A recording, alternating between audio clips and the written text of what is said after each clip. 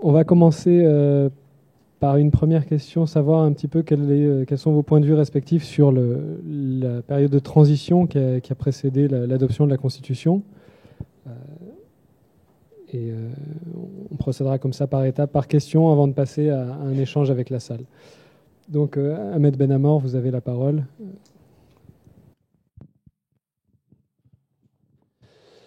Merci. Moi, je commence en fait par la controverse qui date jusqu'à aujourd'hui pour la révolution, ou ce qu'on appelle le printemps arabe.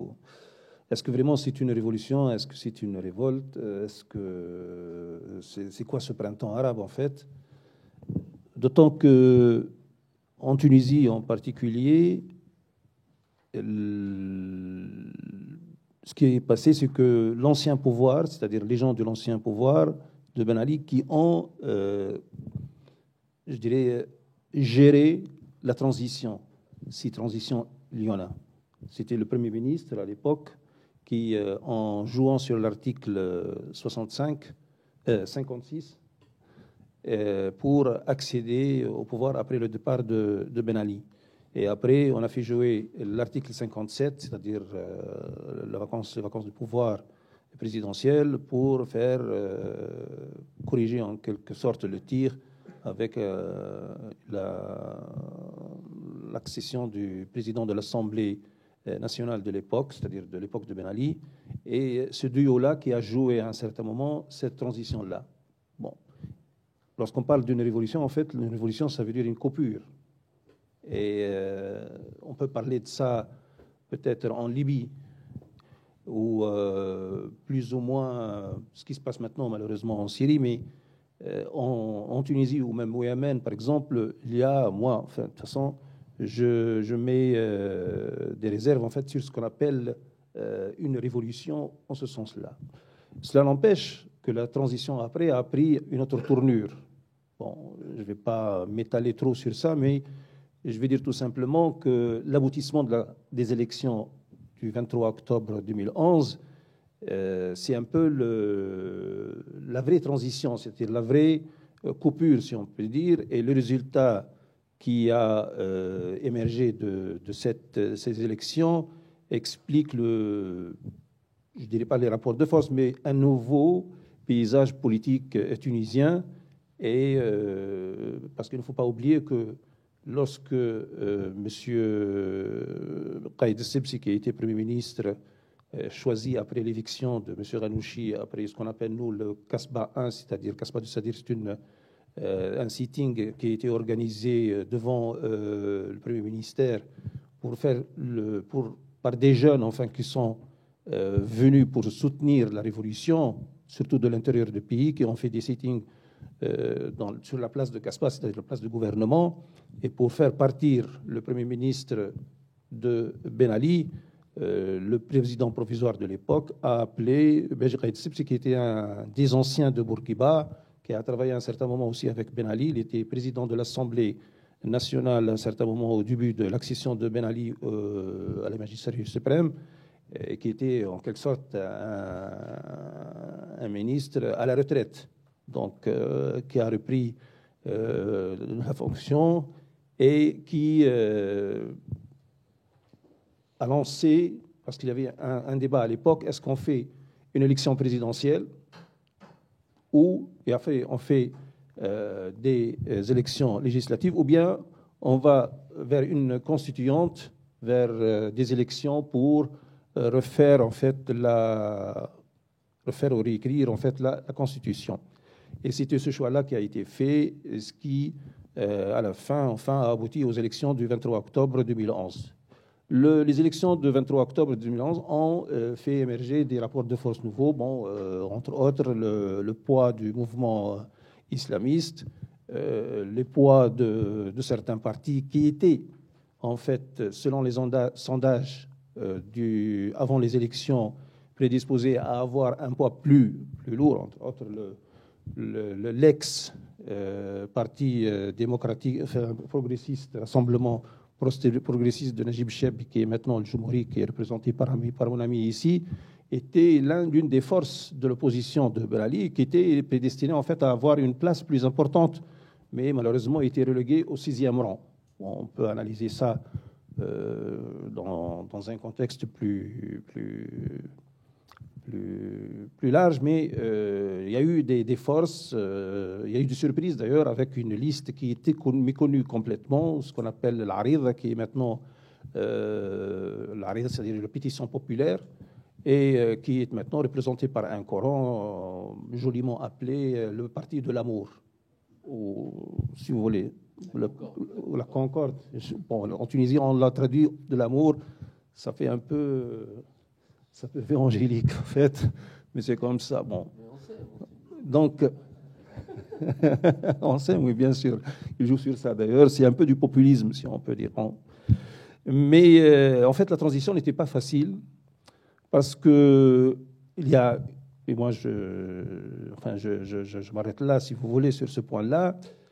Ce qu'on appelle les forces progressistes ou les forces démocratiques, je ne vois pas pourquoi ces gens-là accaparent ce label de démocratie et le déni pour les autres, et entre autres pour les islamistes, et pour le mouvement Nahda, pour dire que je représente, n'ont jamais digéré ce résultat. Et surtout, la gauche tunisienne, qui, il faut le dire, a été au premier rang, au premier loge, en fait, de l'opposition de Ben Ali, et même avant, avec les perspectivistes de l'époque de Bourguiba. Mais bon, le verdict était là. Le constat est là, les urnes ont parlé et ont donné en fait cette nouvelle composition du paysage politique tunisien. On peut l'expliquer comme on veut, mais bon, les faits sont les faits et les résultats, comme je l'ai dit, ont donné un nouveau rapport de force. Et cela a influencé énormément en fait après sur la transition, parce que ces gens qui, je dirais pas qu'ils n'ont pas accepté seulement les résultats, mais ont fait tout aussi pour que la transition soit une transition enfin, qui n'aboutit pas et qui ne laisse pas le gouvernement enfin, choisi ou élu par l'Assemblée constituante faire son travail. Et on a fait tout, en fait, pour mettre carrément la vie dure à ce gouvernement, à l'exécutif, et faire traîner les choses afin de donner l'impression que les choses vont donner l'impression, c'est-à-dire que faire en sorte pour que la situation, surtout économique et sociale, s'envenime et que le gouvernement, qui, il faut bien le dire, sont tous des gens nouveaux qui n'ont pas connu l'exercice du pouvoir puisque étaient, comme tout le monde en fait, exclus de la scène politique de l'époque de Ben Ali, avant de l'époque de Bourguiba. Ils n'ont connu que les prisons ou l'exil. Et cette situation, en fait, a freiné beaucoup la transition, et cela a abouti à la fin, enfin, après deux malheureux assassinats, le premier de Chokri Belid, le deuxième d'un député de M. Brahmi, pour que, en fait, on concorde comment on appelle ça, c'est-à-dire un arrangement piloté par la Quartet. La Quartet, c'est un groupe, enfin, un quartet, c'est une commission composée de l'UJTT, c'est-à-dire le syndicat en Tunisie, l'UTK, c'est-à-dire le patronat, et l'Organisation des droits de l'homme et l'Ordre des avocats, afin de ramener les partis politiques à s'asseoir autour d'une table et trouver une solution et une issue pour cette crise politique de la Tunisie. Donc la transition, comme je viens de le dire, a été vraiment une période aussi difficile, et on a connu après une accélération pour aboutir à cette constitution. Bon, dans un second plan, on va plus ou moins faire l'appréciation de cette constitution. Merci. Adnan Ben Youssef, j'imagine que vous avez une autre vision de la transition démocratique. Je laisse. Tout d'abord, merci d'avoir donné cette occasion renouvelée. L'IREMO a été toujours un lieu de débat enrichissant sur la Tunisie, entre autres. Je vais commencer par le même point sur notre compréhension de la révolution. Je ne suis pas d'accord, évidemment. Il y a une révolution en Tunisie. Il y a quelque chose qui s'est transformé d'une manière très fondamentale dans le pays et qui peut se mesurer d'une manière très simple sur la relation que peuvent avoir les gens entre eux à l'intérieur d'une famille, dans les écoles, dans les universités, dans les lieux de travail, etc. Le rapport des Tunisiens à eux-mêmes a changé et d'une manière très très profonde. D'une certaine manière, c'est sur ça qu'il faut porter le jugement, que ça soit accompagné derrière par un processus politique plus ou moins rapide. Ça, c'est une appréciation politique de l'issue de cette aspiration populaire très large dans le pays de changer et d'acquérir quelque chose qui était inexistant ou quelque chose qui était relégué, qui était tout bêtement la liberté des gens, la liberté individuelle, la liberté collective, la liberté de s'organiser, la liberté de s'exprimer. Tout un tas de champs élémentaires que les gens ont su exprimer à ce moment-là précis de l'histoire. Et pour moi, rien que pour ça, c'est une révolution que les politiques n'ont pas su traduire d'une certaine manière. Que les politiques, nous, les premiers, je ne me dédouane pas, mais qu'on n'a pas su traduire d'une manière commune. Chacun a une vision de ce mouvement de l'histoire qui n'a pas été collectivement réfléchi entre les différents partis. Peut-être à un rare moment, ou peut-être le moment qui a marqué notre accord sur ce qui s'est passé en Tunisie, c'est tout simplement la nouvelle constitution. C'est la nouvelle constitution qui a marqué, d'une certaine manière, notre convergence de points de vue sur ce mouvement-là de l'histoire que moi j'appelle révolution. La constitution incarne, d'une certaine manière, une grande partie des aspirations, pas toutes mes aspirations, pas tout ce dont j'ai rêvé, mais elle incarne d'une certaine manière une grande partie de ce que j'ai pu rêver pour mon pays. Non seulement sur le résultat, mais aussi sur la manière avec laquelle on a produit cette constitution, le processus. Il faut voir les familles. Moi, j'ai eu des débats politiques avec ma mère, mon frère, ma sœur, tout un tas de personnes dans la famille pendant les événements familiaux divers et variés. Les gens parlaient de la constitution et ça, c'est magnifique. C'est une expérience, c'est quelque chose qui n'est pas donné de vivre dans une vie, c'est quelque chose qui s'est traduite à ce moment-là précis de l'histoire. Il y avait une sorte de rencontre entre cette aspiration populaire et l'accord politique qui a scellé cette révolution. Je pense que c'est l'une des toutes premières constitutions dans le monde arabe qui incarne une aspiration populaire, qui incarne une forme de pacte social, une forme d'accord sur un certain nombre de principes communs. Et je dirais aussi que la révolution n'est pas forcément une rupture. Nous, en Tunisie, on est un pays qui est issu d'un mouvement réformiste, que ce soit sur la religion, que ce soit dans la construction de l'État tunisien, que ce soit sur les libertés individuelles, que ce soit sur la liberté de la femme. On est issu d'un mouvement qui a posé ces questions bien. Il y a il y a beaucoup d'années.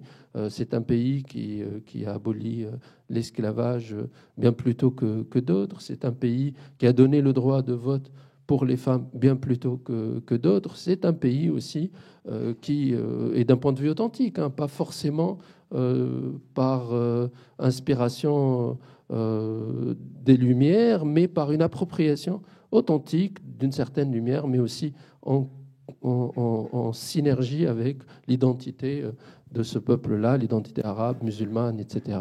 On n'oubliera pas, par exemple, Tahar Haded, qui a écrit un livre, mais de l'intérieur même de la lecture de l'islam sur la libération de la femme, sur les droits de la femme, sur un certain nombre de choses qui sont liées à ce qui a été réalisé. Moi, j'ai coutume de dire que peut-être en Bourguiba, où le mouvement de libération nationale a libéré la terre, et je pense que ce 14 janvier, ce qui a été libéré, c'est tout simplement le peuple. Le peuple a enfin complété cette libération, cette souveraineté territoriale par sa propre souveraineté. Il faut aujourd'hui bien le mesurer et l'exprimer parce qu'il est, c'est une révolution.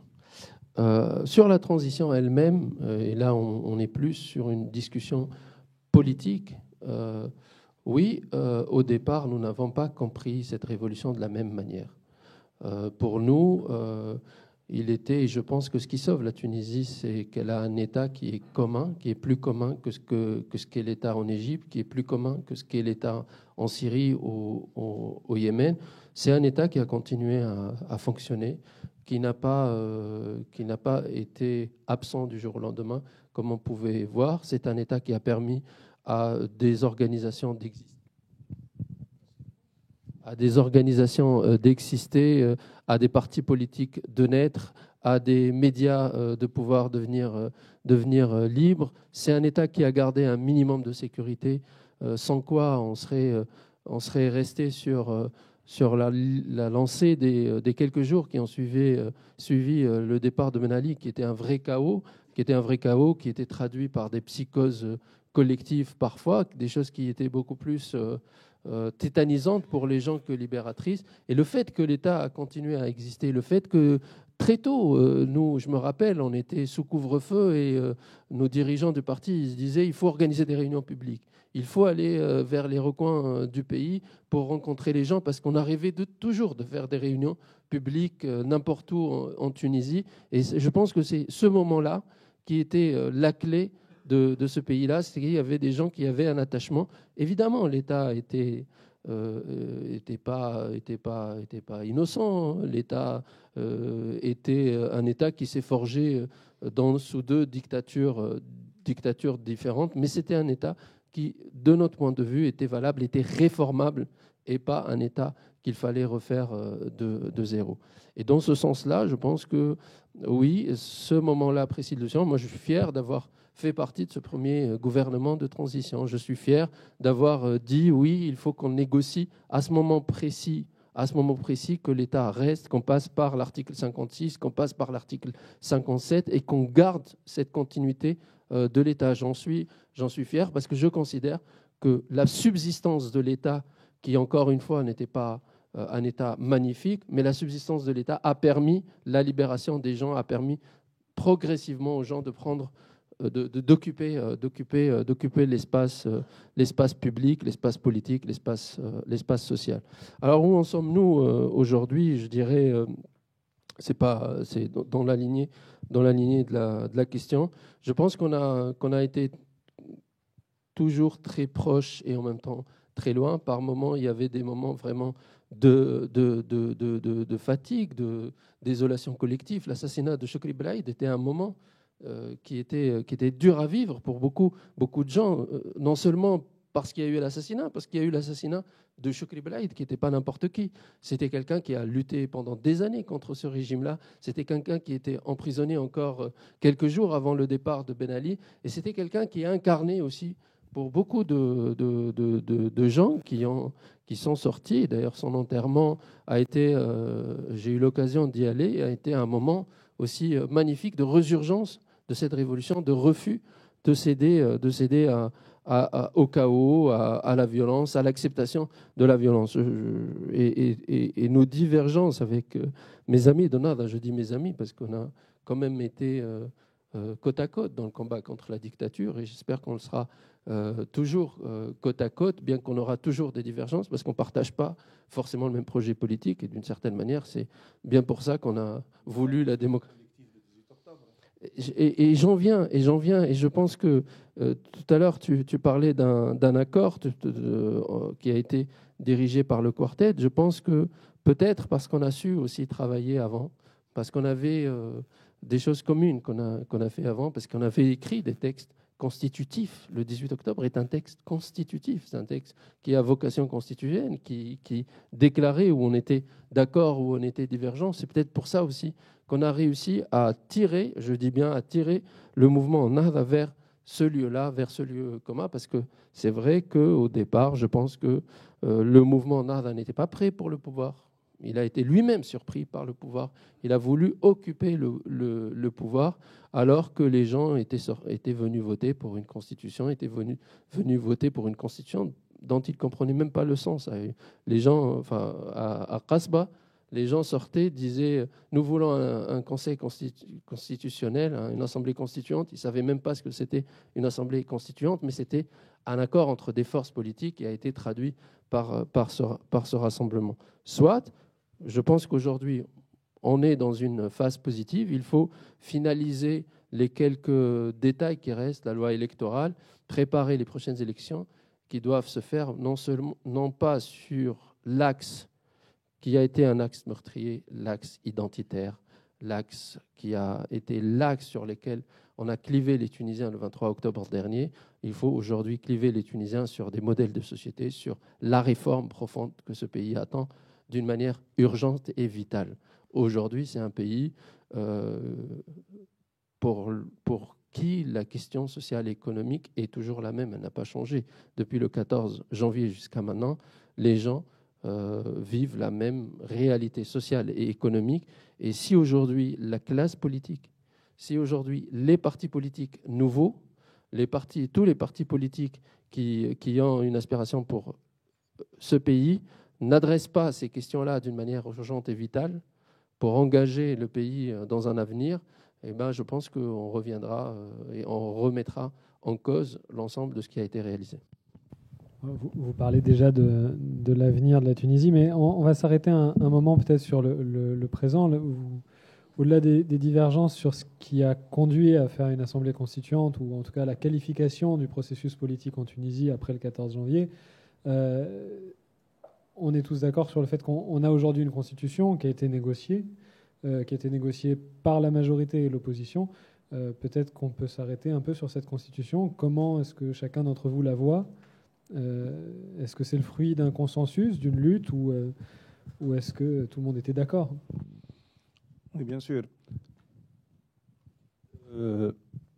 Bon, moi, je fais partie de la fournée, en fait, des islamistes du premier... Ok. Donc, de la première fournée, en fait, du procès de l'époque de Bourguiba, c'est-à-dire du juillet 1981. Donc, je suis en France exilé depuis cette époque-là. À l'époque, j'avais 28 ans. Et en arrivant en France,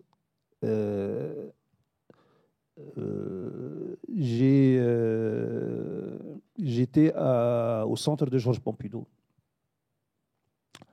Et pour un jeune qui arrive d'un pays nord-africain ou africain, si vous voulez, ou d'un pays sous-développé, en plus qui porte en lui le ressentiment de l'injustice.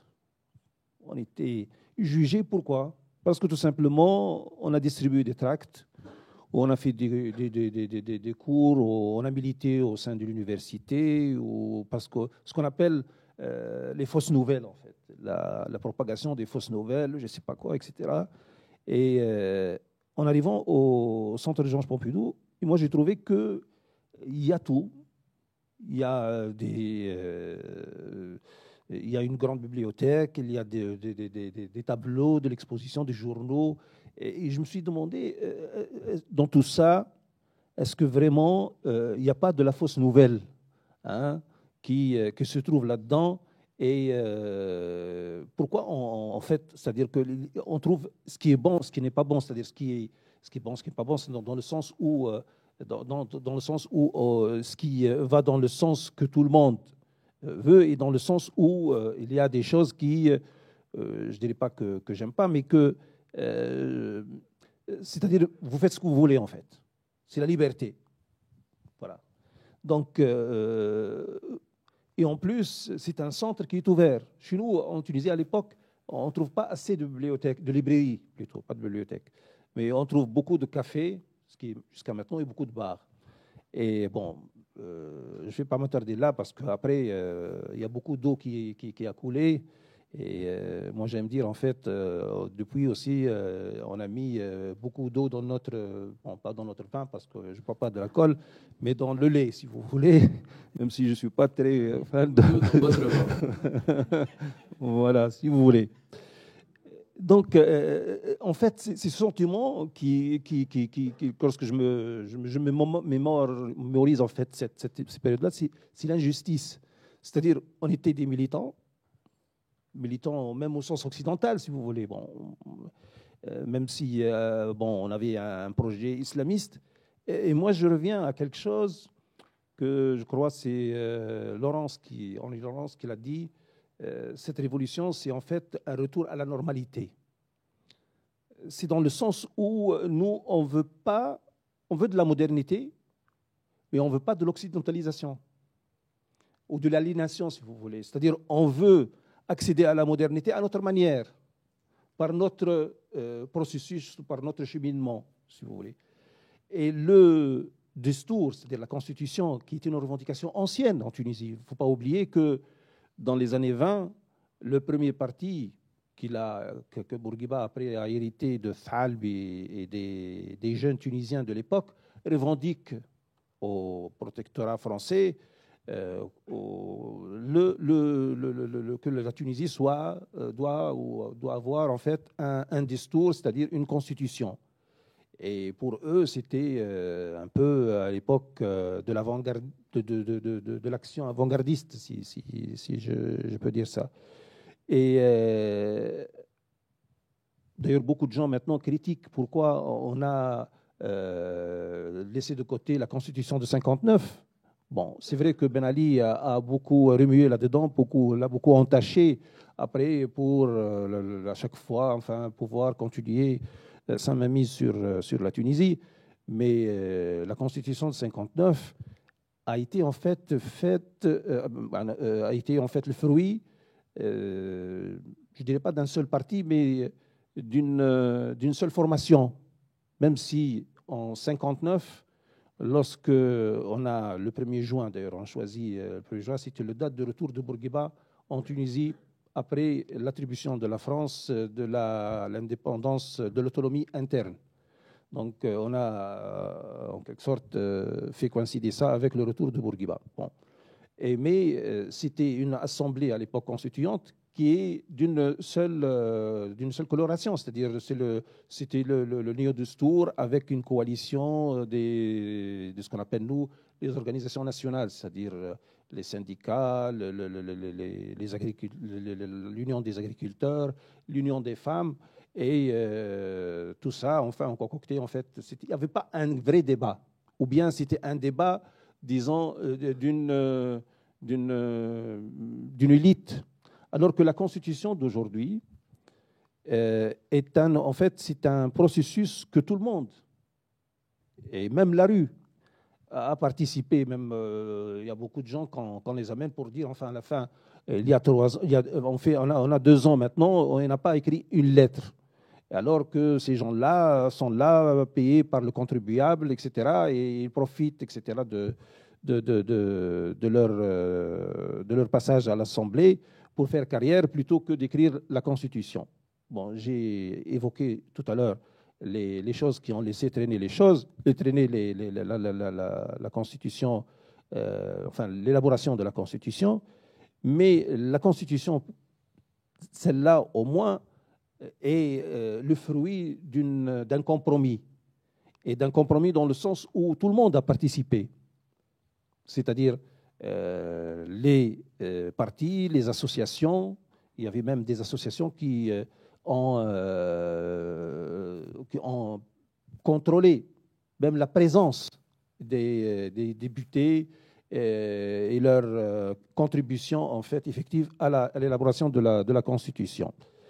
Et c'est pour cela que, pour nous, en fait, peut-être, c'est pas pour attribuer les bienfaits de cette Constitution, mais pour dire que, en grande partie, le mouvement islamiste, ou le mouvement de Nahda, a contribué beaucoup plus à l'élaboration de cette Constitution par le fait de ne pas trop insister sur certains points ou de concéder sur certains points afin de faire vite ou de mener à bien. Parce qu'il y a un autre problème qui nous guette aujourd'hui, c'est que est-ce qu'on va aboutir à des élections ou pas?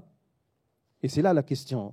Il y a beaucoup, surtout dans l'extrême gauche comme dans l'extrême droite, d'ailleurs, les salafistes, Hizb al-Tahrir, ou des mouvements salafistes, ou dans l'extrême gauche, certains partis qui ont déjà une existence légale, ne veulent pas, je dirais ne veulent pas, c'est-à-dire ne cherchent pas à aboutir en fait à d'autres élections parce qu'ils savent plus ou moins que leur contribution ou les élections ne leur donnent pas une place aussi importante qu'ils le cherchent ou qu'ils le veulent.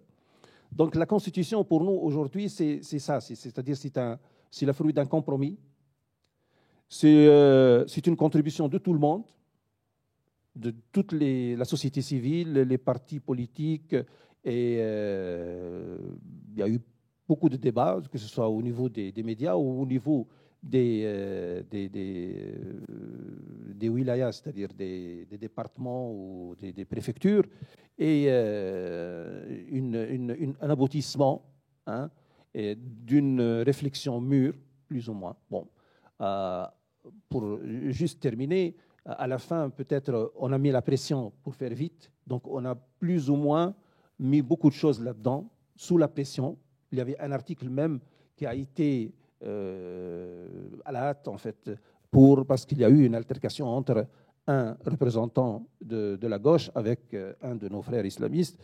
Et il a plus ou moins fait la pression avec son groupe et avec d'autres blocs de la constituante pour faire aboutir ce qu'on appelle aujourd'hui, ce qui est, je crois, l'article qui concerne la liberté de conscience. Hein. Bon, il y a d'autres aussi qui concernent les femmes. Je ne veux pas dire que cela, nous ne les adhérons pas, mais je dis que tout simplement que nous, on n'a pas trop insisté là-dedans parce qu'il faut faire et il faut y aller.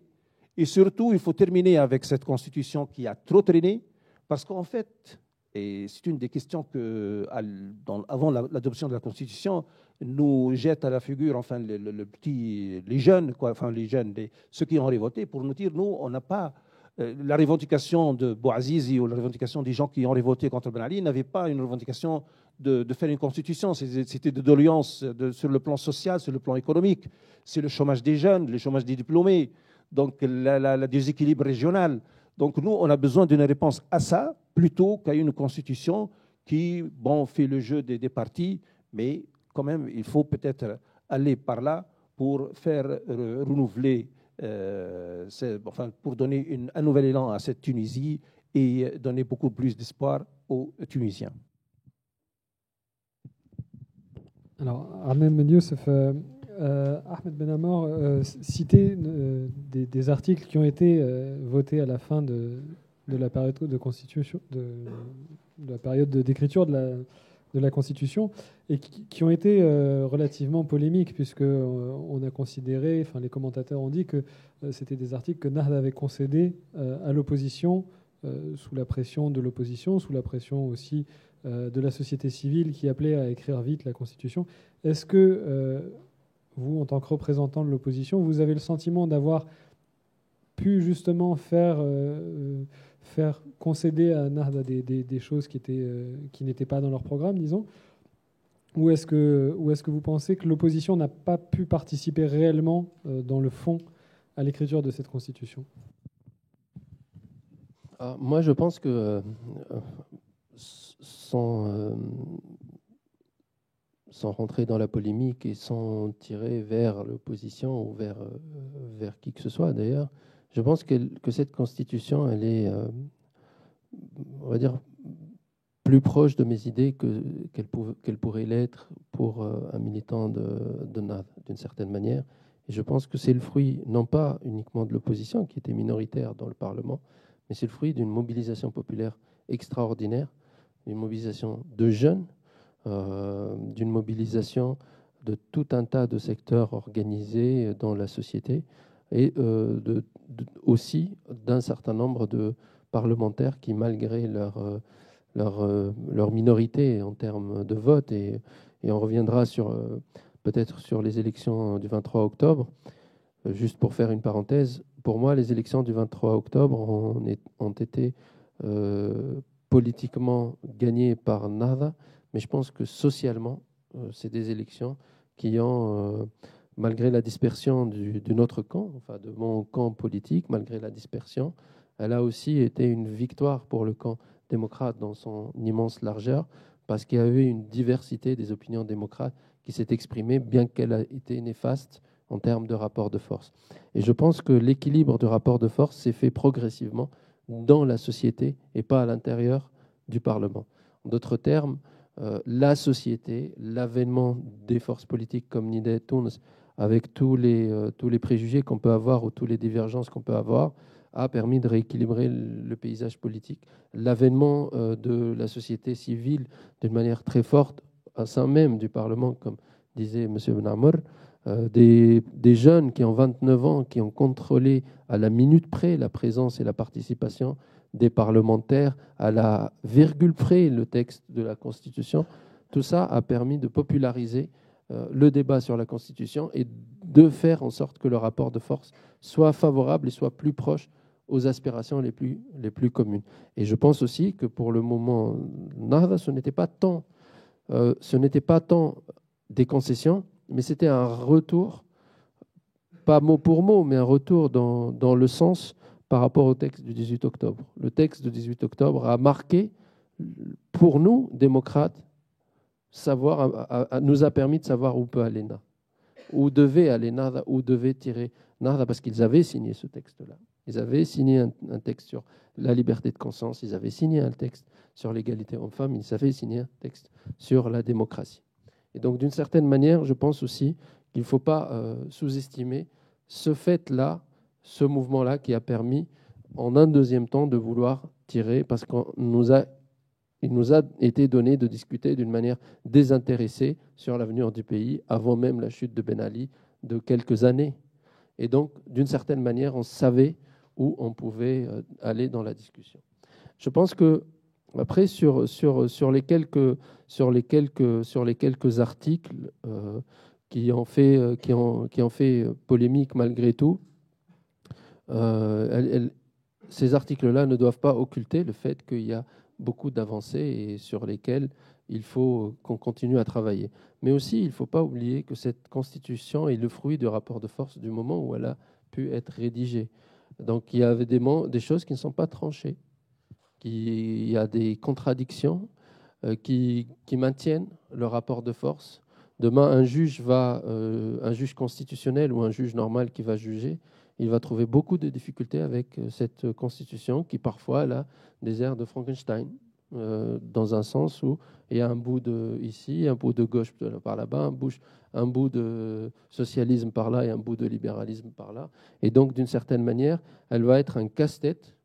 Et elle va être un casse-tête et pour les juges et pour nous autres politiques pour continuer ce, je dirais, dialogue, ce conflit, cet échange, cet ajustement de cette Constitution-là et qui va être dès les premiers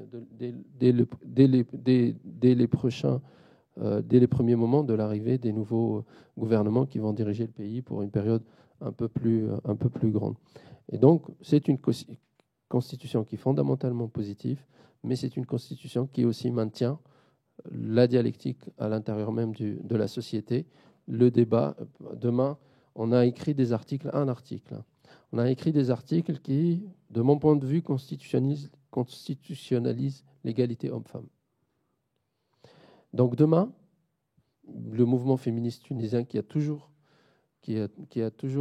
combattu pour l'égalité dans l'héritage, donc c'est une revendication au-delà du code du statut personnel qui lui-même déjà instaurait l'égalité homme-femme sur le divorce, sur l'adoption, sur beaucoup de questions, et il y avait pour le mouvement féministe quelques sujets sur lesquels il fallait avancer. L'égalité homme-femme sur l'aspect des salaires, sur l'égalité réelle, et aussi l'égalité dans l'héritage. Et ils ont raison sur ce sujet-là, particulièrement dans le contexte tunisien où tu as réellement des contextes matrimoniaux où la femme travaille, l'homme est à la maison, dans les champs, etc., et qui, elle, constitue la richesse de la famille et elle est exclue de l'héritage. Donc il y a une vraie histoire du mouvement féministe par rapport à l'égalité homme-femme. Aujourd'hui, si je regarde, moi, la Constitution, le mouvement féministe, il a gagné, puisque demain, il va, par une simple loi, demander l'égalité dans l'héritage. Je ne suis pas certain que, de l'autre côté, et il y a des prédispositions pour dire que non, on peut pas, cette loi-là ne peut pas être constitutionnelle parce qu'il y a un autre article qui dit d'une manière. Il faut qu'on respecte pas défendre les principes de la religion musulmane, particulièrement dans le préambule, et l'égalité homme-femme ne peut pas se marier, entre guillemets, avec l'autre article de la Constitution.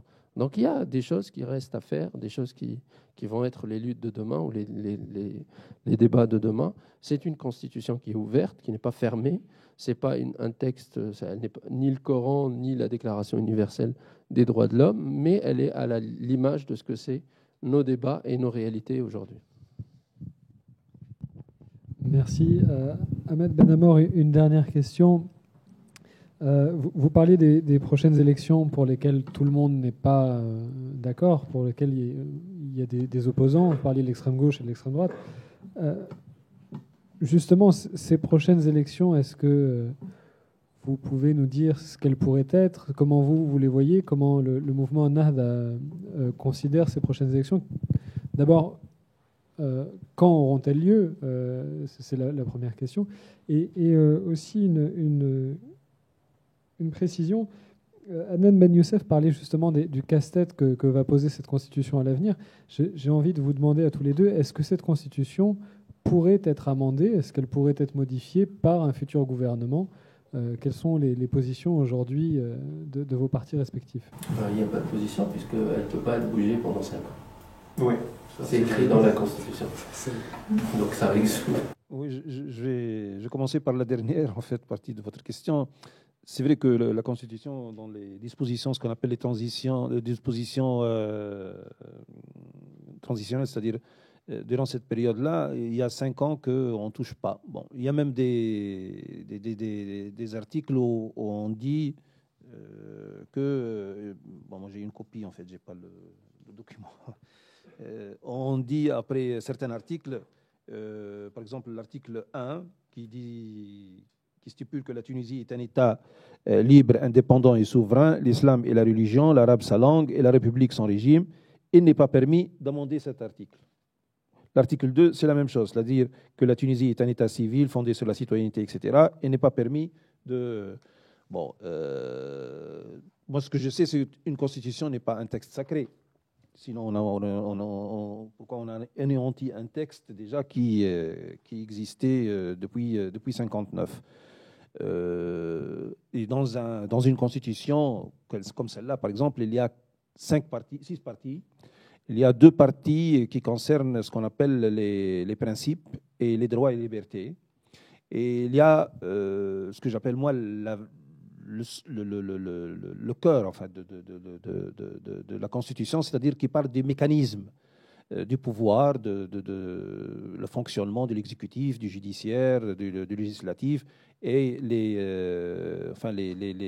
grandes institutions comme celle des élections, celle des libertés, celle de l'institution contre la corruption, des droits de l'homme, etc. Et ici en France, on dit toujours que les promesses n'engagent que ceux qui les croient. Bon, au niveau des principes, le problème, c'est que c'est une déclaration de principe, c'est-à-dire que ça reste toujours approuvé par l'application, parce que, bon, lorsqu'on dit, par exemple, que le droit au travail, il faut que l'État s'engage enfin à... D'ailleurs, il y a eu un débat sur ce plan-là, parce qu'il y a le droit de la grève, le droit au travail, et l'UTICA, c'est-à-dire le patronat, a demandé qu'on ajoute le droit à l'initiative, qui a été refusé à la fin. Bon, c'est un engagement plutôt plus de principe que beaucoup plus une injonction, en quelque sorte, entre guillemets, à l'exécutif ou à l'État de faire dans ce sens pour vraiment donner du travail à tout le monde alors qu'on n'en a pas. Et je reviens ici sur la situation actuelle. D'ailleurs, la première intervention du Premier ministre, enfin du chef de gouvernement actuel, qui est un technocrate, entre guillemets, a trop insisté sur ce qu'il appelle le volet économique, c'est-à-dire la crise que connaît aujourd'hui la Tunisie. Et je crois que cette crise-là, crise sociale et crise économique, qui va beaucoup plus influencer en fait la transition et le processus politique en Tunisie. Aujourd'hui, moi je viens hier ou avant-hier, il y avait M. Boussarsa, qui est un grand hôtelier en Tunisie. Il va céder 8 de ses hôtels parce qu'il n'y a plus de tourisme et parce qu'il y a une crise. Il ne peut pas payer en fait ses dettes envers les banques, ni ses salariés, etc. Donc ça, c'est récent. Aujourd'hui, il y a un problème, jusqu'à hier, un problème de fuel, de gasoil. Et il y a une grève parce que il y a une augmentation de prix d'une part, parce qu'il y a un flux sur le pouvoir d'achat qui est déjà trop érodé pour les gens en général, un pouvoir d'achat qui connaît les gens connaissent en ce moment beaucoup de difficultés. Et l'exemple qu'elle a donné, il y a une augmentation de 270% de la compensation. Vous savez, en Tunisie, il y a une caisse de compensation qui touche 2 volets, enfin le transport, surtout le transport des écoliers, enfin des étudiants, tout ça, et l'alimentaire, tout ce qui est de base, c'est-à-dire le pain, enfin la farine, le sucre, et le fuel aussi, c'est-à-dire. Donc, il y a cette caisse qui est vraiment une bombe à retardement, hein. Et lorsqu'on a voulu la toucher dans certains pays sur la recommandation du Banque mondiale, enfin du FMI, on a connu des explosions. Et en Tunisie, en 1984, hein, la révolte du pain. En Égypte, à l'époque, la même chose, hein. Donc, il y a une situation économique qui est il y a une crise économique, enfin, il y a une crise sociale et économique dans le pays. Maintenant, le processus, il est connu, parce qu'il y a, le quartet a, en quelque sorte, fait une feuille de route, hein, et cette feuille de route consiste à quoi? À l'approbation de la Constitution, le nouveau gouvernement, la démission du gouvernement qui était piloté par le Troïka, et un nouveau gouvernement qui est fait maintenant.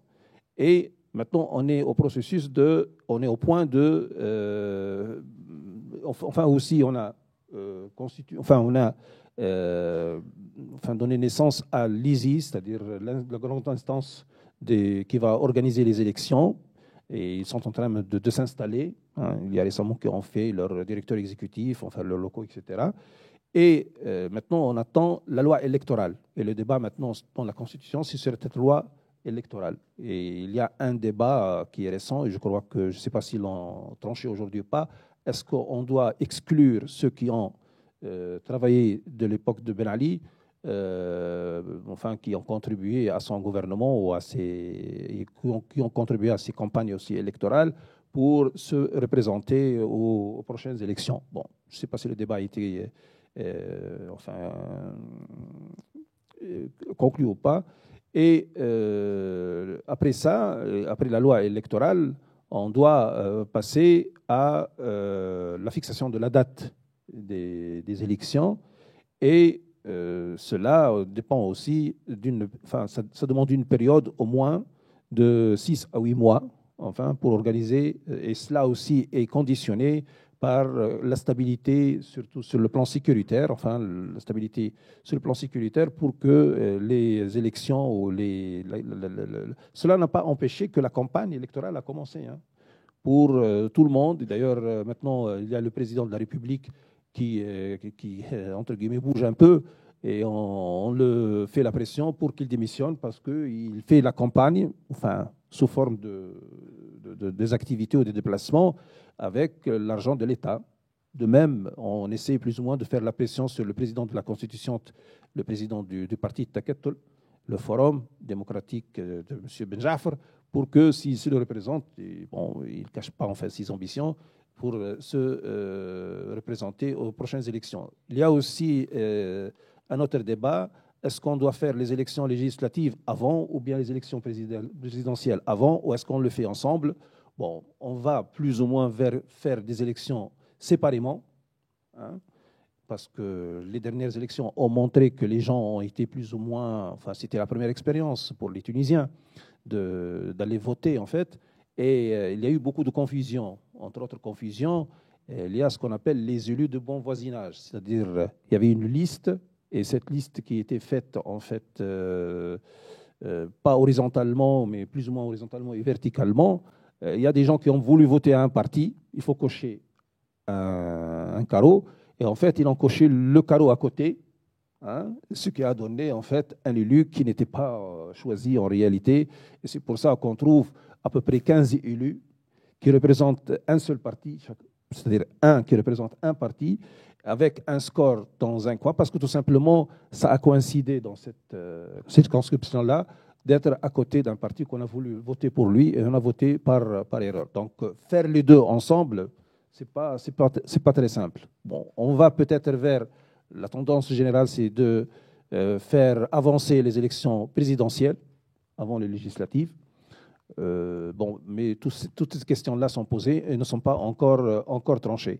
C'est ça, en gros, en fait, les périodes, si on peut dire, où le processus qui est en cours aujourd'hui en Tunisie.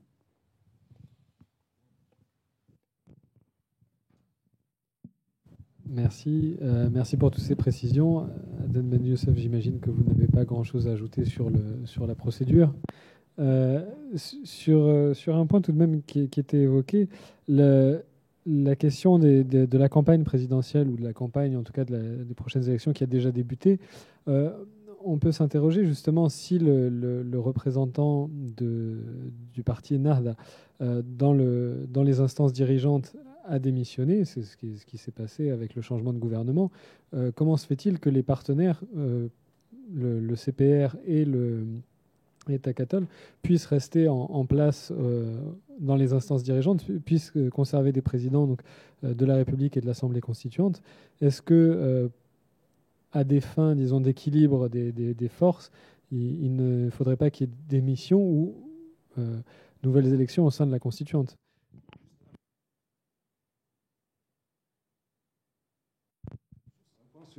Enfin, juste une remarque sur ça, c'est mes Tunisiens, si vous voulez, parce que Nahda est majoritaire, bon, enfin majoritaire, on a 90 députés, hein, et on se trouve, du jour au lendemain, on n'est pas à l'exécutif, alors que nos deux partenaires, c'est-à-dire Takatol de Ben Jafar et CPR de président Marzouki, sont toujours aux commandes. Hein, bon, ça, c'est pour ne pas se vanter comme quoi on a fait une concession en fait pour que le processus. Mais cela explique autre chose parce que avant, on insiste tellement au niveau de ce qu'on appelle l'opposition, hein, et surtout de la gauche, pour que il y a eu la démission de ce gouvernement et bon, après la démission de ce gouvernement, tout s'est calmé. Hein. Bon, plus ou moins, on insiste pour que M. Ben Jafar ou le président Marzouki enfin, doivent démissionner avant de se représenter, surtout aux élections présidentielles, mais sans trop insister. Bon, je vous laisse l'interprétation. En fait, l'origine de cela est liée à ce qu'on appelle la petite constitution, ou la constitution qui a régi le pays jusqu'à l'avènement du nouveau Destoul, ou de la nouvelle constitution, dans un sens où il y avait une concentration des pouvoirs à l'intérieur de l'exécutif, à l'intérieur pour le chef du gouvernement. Le président de l'Assemblée constituante n'a de prérogatives que sur l'Assemblée constituante. Aujourd'hui, vouloir changer le président, c'est catastrophique puisque c'est la seule référence dans le pays par rapport à la légitimité. Nous, on a remis en question cette Assemblée-là, dans le sens où elle s'est étalée, elle a débordé par rapport à l'année dans laquelle elle devait finir la Constitution. Mais après le dialogue national, il y a eu quand même un accord pour garder cette institution-là comme étant une référence ultime et quelque chose qui marque la continuité pour passer des élections du 23 octobre aux prochaines élections. Donc le président de l'Assemblée constituante n'a pas beaucoup de pouvoir. La deuxième chose, c'est que le président de la République lui-même n'a pas beaucoup de pouvoir. Je ne vais pas tomber pour les qualificatifs qu'il a pu et qui sont injustes aussi, mais en même temps, c'est un président dont on a pris l'ensemble des pouvoirs en faveur du gouvernement. Et là, on en vient au gouvernement. Je pense que Nahda n'a pas fait une concession au peuple ni à l'opposition. Elle a fait quelque chose qui préserve ses chances pour les prochaines élections. Qu'on soit bien clair, Nahda a été extrêmement érodé par le pouvoir, par sa manière d'exercer le pouvoir, par son manque de vision et de projet. Nahda est arrivée au pouvoir. Elle a reposé sur 2 petits autres partis pour pouvoir constituer une majorité, mais elle est arrivée au pouvoir sans projet. Elle est arrivée au pouvoir sur des élections qui ont été clivantes sur des questions identitaires, sur des questions autres qu'un projet de gouvernement ou qu'un projet ou qu'une vision pour le pays. On peut être d'accord ou pas avec une telle vision pour le pays, mais il n'y avait pas. À un titre d'exemple, le budget de 2013, il prévoyait un investissement étatique pour créer un certain nombre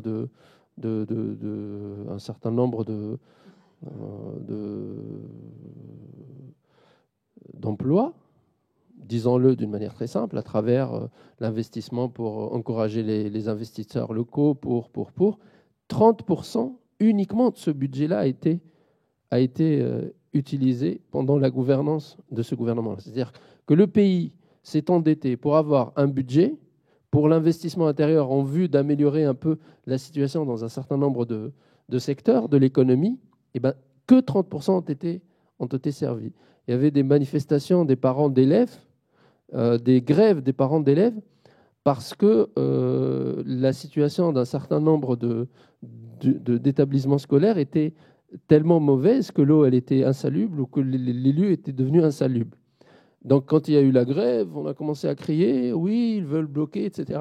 Les parents d'élèves sont venus, ils ont dit simplement verser le budget qui est prévu dans le budget du ministère de l'Éducation, qui est prévu, versez-le pour que les entretiens réguliers puissent se faire tout bêtement. Et donc, d'une certaine manière, il y avait 7 ministres qui étaient liés plus ou moins aux questions économiques. Un ministre de la coopération internationale, un ministre de l'économie, un ministre délégué à l'économie, un ministre des télécommunications. Aucune coordination. Il y avait beaucoup trop de ministres sur les mêmes sujets. Le gouvernement, à une époque, il y avait 83 entre ministres, secrétaires d'État, apparentés secrétaires d'État.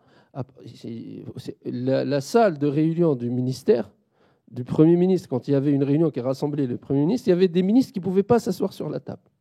Ils étaient à côté du mur. Donc, d'une certaine manière, il y avait une approche.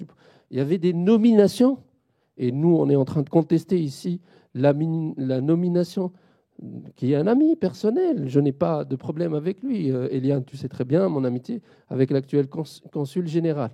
Mais le directeur de la campagne du parti est nommé consul général à Paris. C'est un poste administratif. C'est un poste en relation avec les gens.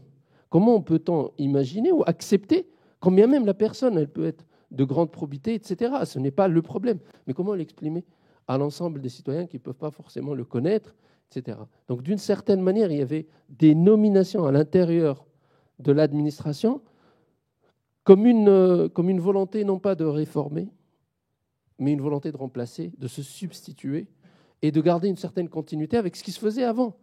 Il fallait donner des signes forts. Je suis le premier à dire que notre administration tunisienne a besoin de son nouveau. Il faut recruter des hauts fonctionnaires, des jeunes hauts fonctionnaires. Il y a beaucoup de gens qui ont beaucoup de qualités et qui peuvent faire ce travail-là. Il fallait cadrer ça par une loi qui emploie 250 hauts fonctionnaires avec des concours, avec quelque chose de transparence. Et la transparence est quelque chose de constitutif dans un État. Si un État n'est pas transparent, si on ne peut pas contrôler ce qu'il fait, on ne peut rien faire. On ne peut pas avoir confiance dans quelque chose qui est commun. L'État est quelque chose de commun. Et donc, d'une certaine manière, il n'y avait pas, à mon sens, des éléments qui permettaient à ce gouvernement de travailler dans des conditions acceptables. Et c'est vrai, je suis d'accord là-dessus. Je suis dans l'opposition pour critiquer le gouvernement. Je me suis pas réveillé un jour sans dire qu'est-ce qui est critiquable dans ce gouvernement. Et s'il y avait des choses qui étaient plus ou moins... L'ancien Premier ministre Jbel, il y a eu à un moment donné de l'histoire de ce pays, après l'assassinat de Chokri Belaïd, il y a eu un moment de lucidité où il a dit « Ok, il faut peut-être un gouvernement de technocrates ». Il n'a pas été suivi par son... Nous avons salué alors que c'est notre adversaire politique. Et donc, d'une certaine manière, je pense que Nahda avait besoin de quitter le pouvoir beaucoup plus que d'y rester. Je pense qu'ils ont acquis une expérience. Je pense que Nahda reviendra sous une forme ou sous une autre mieux préparée. C'est des gens qui peuvent bien travailler et je pense que pour les prochaines élections, il fallait pour eux quitter le pouvoir. C'était à peu près la question, ou il y avait une autre? Merci à tous les deux. Juste un point sur les présidents premier président de l'Assemblée constituante. Franchement, je ne sais pas pour dire, mais je pense qu'ils n'inquiètent pas les partis qui sont importants aujourd'hui non plus. D'une manière très simple. Donc, ils ne sont pas trop contestés, mais parce que d'une certaine manière, ils sont aujourd'hui, de mon point de vue, on a un parti démocrate qui pouvait contribuer à ce qu'il y ait une force démocrate très importante à l'intérieur de l'Assemblée constituante qui a préféré s'allier avec Nahda pour le pouvoir. Je pense qu'il a fait une erreur. Je pense qu'il va la payer parce qu'il a quitté le cœur de la base démocrate qui n'a pas le même projet que Nahda, tout simplement, bien qu'aujourd'hui, évidemment, l'espace politique doit être ouvert et nous avons défendu qu'il soit ouvert à toutes les tendances politiques pour peu qu'elles soient sous le seuil de la loi ou en respect total de la loi. Merci. Je pense qu'il y a des questions dans la salle. On va faire circuler un micro. On va prendre une première série de questions. Ça va, je peux parler sans micro.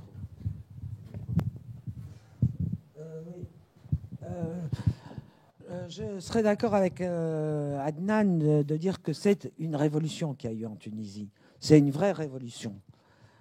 Ce qu'il y a, c'est moi, ce qui m'inquiète un peu, c'est la crise économique et sociale qui existe aujourd'hui.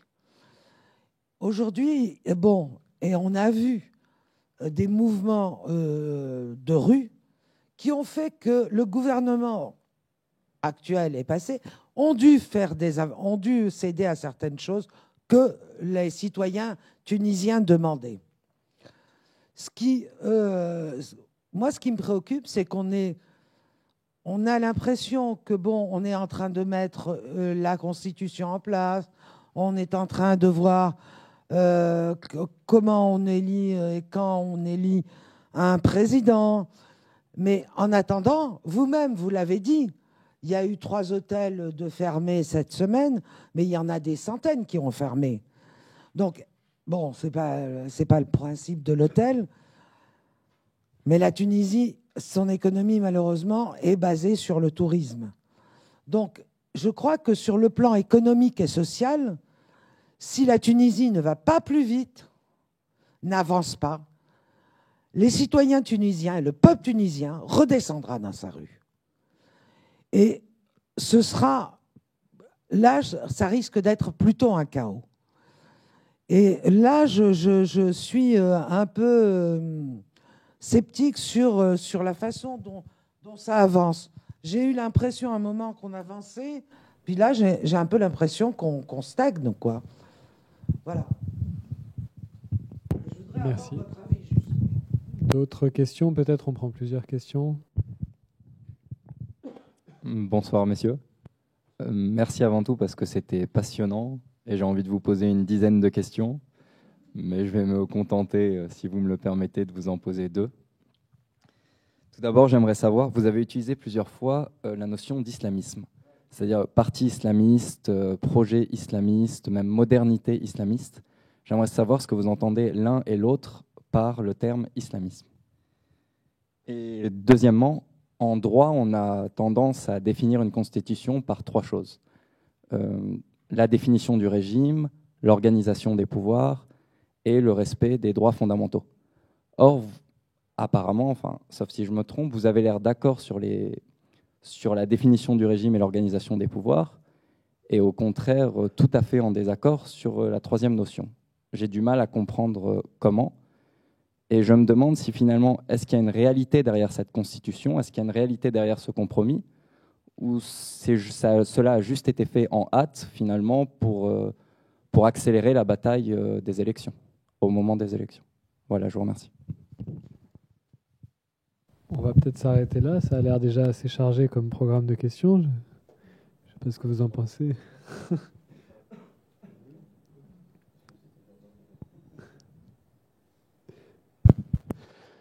Alors, je vais commencer par par les deux dernières questions et je reviendrai après sur la question sociale et économique.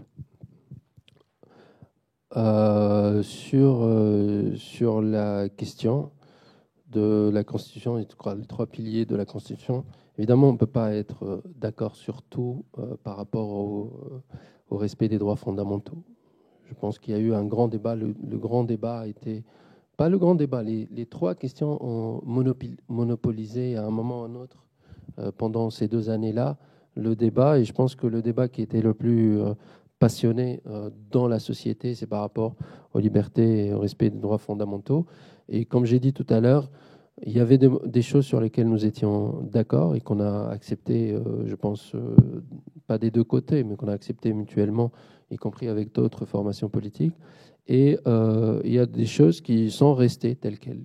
C'est-à-dire qu'on a continué à maintenir le débat à l'intérieur même de la Constitution en donnant il y a des articles qui peuvent paraître parfois contradictoires avec d'autres. Et donc, ça sera tranché par rapport à la rédaction des lois qui vont traduire ça. C'est-à-dire, en gros, on délègue à la prochaine Assemblée le débat et on ne le tranche pas pour pouvoir, sinon on serait resté 200 ans pour pouvoir rédiger un texte parfait. Sur l'organisation des pouvoirs aussi, ça a beaucoup passionné particulièrement la classe politique, particulièrement les partis politiques. Évidemment, NAV a été pour un parlementarisme presque total au départ. Nous, on était pour un présidentialisme un peu à la française, où le président issu du vote populaire avait plus de pouvoir. Et je pense aujourd'hui que la Cour constitutionnelle va avoir un casse-tête au premier conflit qu'il peut y avoir entre le président du gouvernement et le président de l'Assemblée sur certaines questions. Mais en même temps, on a estimé que sur l'essentiel, on y est. On a un président qui a, entre guillemets, on a beaucoup comparé avec l'Assemblée, la Constitution portugaise, où on a un président qui est plus pour contrôler, pour bloquer, et on a un Parlement et un gouvernement qui travaillent à formuler les lois et à gouverner. Et donc, d'une certaine manière, avec un président beaucoup plus actif, parce qu'il peut assister au Conseil des ministres, parce qu'il peut nommer, il a la tâche presque exclusive en collaboration avec le président du gouvernement sur les aspects de représentation internationale, sur l'aspect de politique étrangère. On va dire, c'est une constitution qui ressemble un peu dans sa philosophie à la constitution portugaise, mais avec des spécificités tunisiennes d'arrangement, je pense, qui vont évoluer très vite avec l'exercice du pouvoir tel qu'il se fera et avec les choses qui, à mon avis, qui s'amenderont dans la prochaine élection après 5 ans de bilan. Donc, je pense que j'ai répondu sur à peu près la question de la Constitution.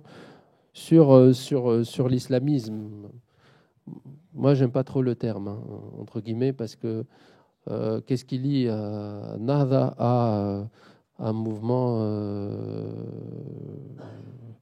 islamiste comme Al-Qaïda ou comme, je pense qu'il n'y a pas beaucoup il n'y a pas de matrice commune entre Nahda en Tunisie et le mouvement. L'islamisme, un peu comme le communisme, sont des termes qui sont un peu fourre-tout et qui ne donnent pas un peu les lignes et les colorations. Pour moi, en tout cas, si on peut parler de quelque chose qui pourrait qualifier un mouvement d'obédience, ou en tout cas de référence à l'islam. C'est pour moi, il doit évoluer surtout dans le cadre de la Constitution et dans le cadre de la loi. Et l'islamisme renverra plutôt à une cartographie politique plutôt qu'à quelque chose qui le qualifie politiquement, un peu comme la social-démocratie ou un peu comme les partis démocrates chrétiens, qui sont au fond des partis qui sont à l'intérieur de l'État, à l'intérieur de la Constitution, à l'intérieur de la loi, et qui ont une référence, une inspiration, comme les communistes ont des références ou des inspirations à Marx ou à Lénine ou à des textes au Capital, etc. Pour moi, l'inspiration ne traduit pas après forcément quelque chose qui les définit ou les exclut de l'espace politique. Donc c'est une question plus, à mon ami, plus qu'à moi. Pour moi, la question est rester dans le cadre de la Constitution, rester dans le cadre de la loi et se qualifier soi-même comme on veut. Ça appartient au mouvement qui se qualifie comme tel. Ça n'appartient pas aux autres mouvements. Les autres mouvements n'ont à traiter qu'avec un parti politique du moment qu'il est dans le respect de ces cadres-là. Alors sur la question économique et sociale, je pense que c'est la question de fond. Au fond, c'est la seule question qui n'a pas bougé depuis 3 ans. Donc au fond, c'est la seule ligne qui est restée constante, voire même qui s'est baissée à titre indicatif. Et c'est pas une comparaison péjorative. Sous Ben Ali, l'endettement annuel était de l'ordre de 3 milliards de dinars à 4 milliards de dinars, 2 milliards d'euros. Aujourd'hui, le gouvernement, lors de la dernière intervention qu'il ait faite et parlant de notre obligation d'endettement pour couvrir l'ensemble du budget, il a parlé d'un endettement de 12 milliards de dinars, soit 6 millions d'euros, à peu près 6 milliards d'euros en ordre de grandeur, rien que pour l'année 2014. On parle de l'année 2014, et il prévoit un endettement au même niveau pour les 3, 4, 5 prochaines années si on ne change pas radicalement et qu'on soit un pays productif. Je veux dire, ce chiffre, rien que pour 2014, pour avoir un ordre d'idée, je pense, qui vous marquera, c'est qu'aujourd'hui, on a à peu près 4 millions de personnes qui peuvent être considérées comme une population active, qui n'ont pas un salaire, mais qui peuvent être considérées. Le salaire moyen sur une année d'un Tunisien, c'est 4 000 dinars. Donc cet endettement-là, le 12 milliards de dinars, revient à endetter une personne active à 3 000 dinars. Donc on gagne 4 000 dinars par an, donc en gros c'est la somme de notre produit intérieur brut, et on s'endette pour cette année, on va endetter la population active à 3 000 dinars par an sur l'année. Donc autant dire que l'équation économique, elle doit bouger d'une manière radicale pour remettre un peu de mécanique, pour remettre la création de richesses, pour remettre la machine en marche. Sinon, elle va nous claquer entre les yeux, et je pense que ça sera beaucoup plus violent et beaucoup plus fort, parce qu'il n'y aura pas l'espoir qu'il a pu y avoir le 14, qu'il y a eu le 14. Le 14 janvier 2011, il y a eu un espoir de quelque chose de mieux, de changement. Je pense que s'il y a une crise sociale qui éclate en Tunisie, les gens auraient eu le temps de désespérer du fait qu'on ne peut pas avoir le changement. Donc c'est une question urgente qu'il faut adresser d'une manière urgente, avec des réformes très importantes, très rapidement. Merci. Bon, pour continuer en fait sur cette question de crise enfin économique, bon, c'est vrai que l'urgent aujourd'hui c'est ça, c'est-à-dire que et effectivement il n'y a pas de réponse. Le Premier ministre lui-même l'a dit. Hein. Il n'a pas une baguette magique en fait, pour répondre aux attentes qui sont énormes. Hein, surtout de la jeunesse. Et vous savez, il y a 28 à peu près entreprises publiques, entre banques et entreprises publiques, qui totalisent un déficit de 3 milliards. Et il y a pour prendre l'exemple par exemple de la banque STB, la première banque tunisienne, elle a été recapitalisée de l'époque de Ben Ali et elle ne s'en sort pas. Il y a Tunisair qui, comptablement parlé, a mangé 4 fois son capital. Et elle est déficitaire comme compagnie aujourd'hui. Donc il y a vraiment urgence sur ce plan-là. Et ce n'est pas seulement les aides qui n'arrivent pas d'ailleurs, parce qu'il a lui-même dit que, à part 2 ou 3 pays, les autres qui ont fait des promesses sont restés toujours du papier, quoi, des promesses. Donc, même maintenant, on fait un peu, parce il va enfin, faut voir des pays de Golfe et un peu les États-Unis, etc. Et les gens, les gens, dans le média, dans les journaux, on se moque de lui comme quoi il va faire de l'aumône, en fait, au nom du peuple tunisien, ce qui n'est pas digne d'un peuple qui a fait une révolution. Donc c'est vrai que cela urge et c'est pour ça que maintenant il y a une certaine révision au niveau de certains prix pour enfin assurer au moins des entrées pour le bien de l'État et ça sera douloureux, mais bon, comme il l'a bien dit d'ailleurs, 3 ans sans production, sans productivité, sans croissance, on ne peut pas faire autrement que demander en fait des sacrifices. Jusqu'où, on ne peut pas dire. Peut-être ça va amener, comme l'a dit Madame, à une autre, à une insurrection, une révolte, je ne sais pas, mais il y a vraiment une situation, une critique sur le plan économique et social. Sur le point de l'islamisme musulman, il y a eu un débat à un certain moment dans les années où la révolution iranienne, de l'époque où a été la révolution iranienne, dans les journaux et chez les intellectuels arabes, est-ce que, parce qu'avant on parle de la gauche arabe en fait, et est-ce que la gauche arabe se réfère au nassirisme, au mouvement nationaliste ou bien au marxisme? Est-ce que l'islam peut vraiment être entre parenthèses, une idéologie de révolution et de changement? Donc c'est cela qu'a été construit, ce mot d'islamisme, pour faire la différence entre les musulmans, l'appartenance à une religion, et les mouvements qui s'inspirent de l'islam. Donc c'est un problème identitaire, en fait, en quelque sorte. Et ces mouvements-là, c'est une réponse à ce que j'appelle l'occidentalisation, ou bien à d'ailleurs, il y a eu dans les années, même avant, dans les années 30 et les années 20, il y avait pas mal de littérature là-dessus pour dire qu'est-ce qu'on fait. Il y a Tahtaoui, il y a ceux qui ont milité pour la libération de la femme, Qasim Amin, Tahar al-Haddad en Tunisie, Taha Hassin, Abdel Razak, tout ça qui sont écrits sur le régime aussi après l'abolition du califat. Comment, vis-à-vis de nous, il y a d'ailleurs un livre qui est toujours, je suppose, d'actualité, pourquoi les autres avancent et les musulmans stagnent ou enfin restent dans le sous-développement. Donc il y a toujours cette question et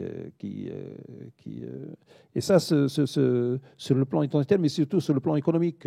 C'est-à-dire dans les années 60, le modèle c'est de faire de l'industrie industrialisante. Hein. Donc c'est ça qui va en fait, ce qui a été fait en Algérie en quelque sorte, mais on sait ce qu'on a donné après. Donc c'est pour certains pays aussi, c'est-à-dire qu'il faut commencer par là. Est-ce que ce sont des pays généralement des paysans qui vivent de l'agriculture beaucoup plus que, ou bien de l'industrie, disons, enfin de l'artisanat, beaucoup plus que de l'industrie lourde, si on peut dire. Le problème de l'identité aussi, ça vient de là, c'est-à-dire le mot, il a peut-être plus ou moins une connotation, maintenant ça a pris une autre tournure avec Al-Qaïda, avec les organisations terroristes en fait qui se revendiquent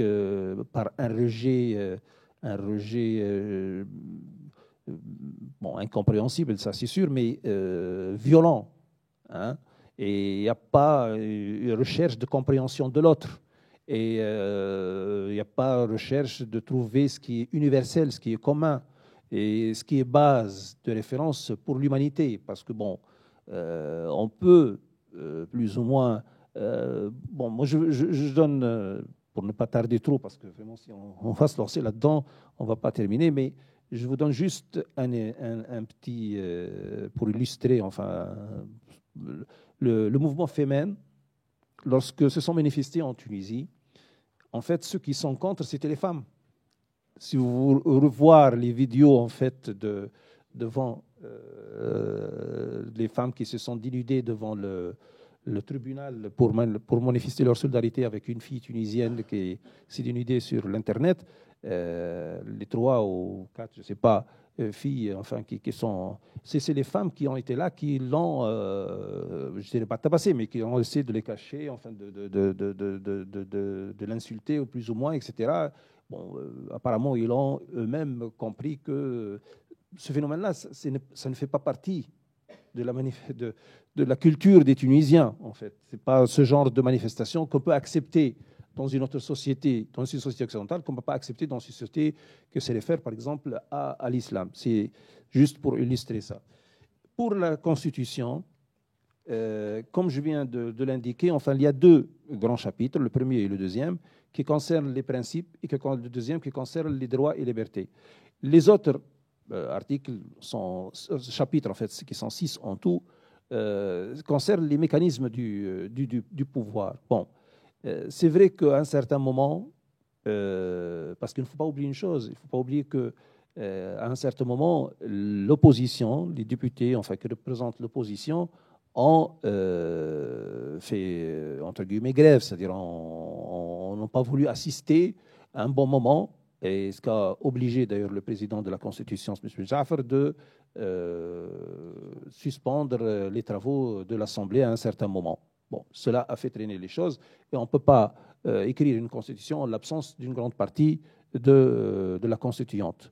Donc, à la fin, c'est un peu, c'est vrai, dans la hâte, si vous voulez, on a voulu qu'on en finisse avec cette constitution parce que tout le monde en a marre et même certains posent la question, est-ce que vraiment il ne faut pas faire une commission ou un comité en fait de spécialistes, d'experts de droit constitutionnel et qui vont nous concocter, enfin nous faire une constitution et la présenter à l'Assemblée et l'approuver carrément au lieu de faire traîner les choses, etc. Et bon, on se jette enfin l'incompétence des uns ou l'incompétence des autres. Le problème est là, c'est-à-dire que le choix du régime lui-même a pris à un certain moment un temps. Bon, c'est vrai que Nahda a été parce que par rejet du pouvoir personnel de Bourguiba et du pouvoir dictatorial de Ben Ali, donc on était contre plus ou moins le présidentialisme dans sa façon d'être.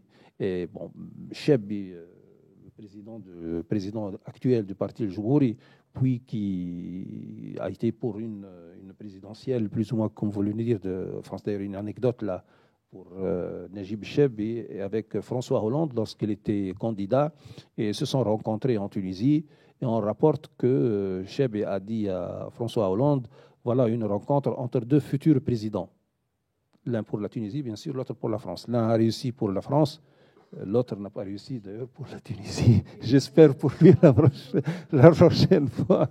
Bon, c'est pour juste taquiner mon ami. Non, c'est-à-dire que la Constitution, c'est vrai, il y a beaucoup de choses. Je ne dirais pas que, bon, pour le moment, on ne peut pas la toucher pour 5 ans. Bon, sauf si vraiment il y a un coup d'État. Bon, mais qu'on ne souhaite pas, bien sûr.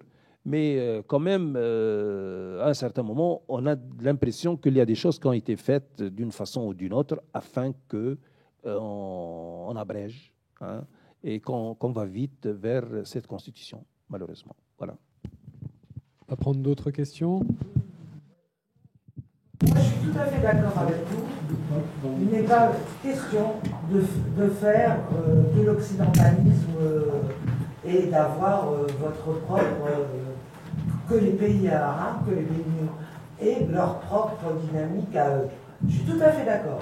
On n'a pas à copier l'Occident, qui en plus n'est pas très joyeux aujourd'hui. Donc, tout à fait d'accord. Mais de là, si vous voulez, vous avez cité les Femen, là. Mais qu'est-ce que c'est que ça? C'est un mouvement, de toute façon, de femmes un peu frappées de la tête, qui sont tout à fait minoritaires, dans tous les pays, de toute façon, et qui ne représentent rien.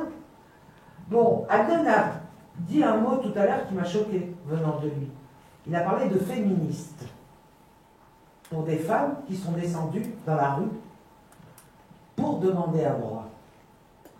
Bon, le terme féministe a une connotation souvent un peu négative. On a l'impression... Et ce n'est pas du féminisme en Tunisie. C'est des femmes qui demandent des droits aujourd'hui, qui demandent leurs droits. Bon, le droit par rapport à une égalité par rapport à l'héritage, une égalité par rapport au divorce, une égalité par rapport... Voilà. Donc, c'est vrai que c'est pas faire de l'Occident. Il faut pas. C'est pas l'Occident. Qu'on appelle ça islam, islam. Je sais pas si vous voulez, si c'est très judicieux aujourd'hui. Parce qu'on fait... Il y a des références malheureuses avec des islamistes extrémistes comme le Qatar. Voilà. Et donc, je crois que la Tunisie doit rechercher à retrouver ses investisseurs, comme il les avait. Et pour ça, il faut les rassurer. Merci. Une question devant, monsieur. Et ensuite des questions derrière. Devant, monsieur. Si vous permettez, je soulèverai une question qui me semble un pari, enfin, pour la Tunisie, c'est celui de la sécurité.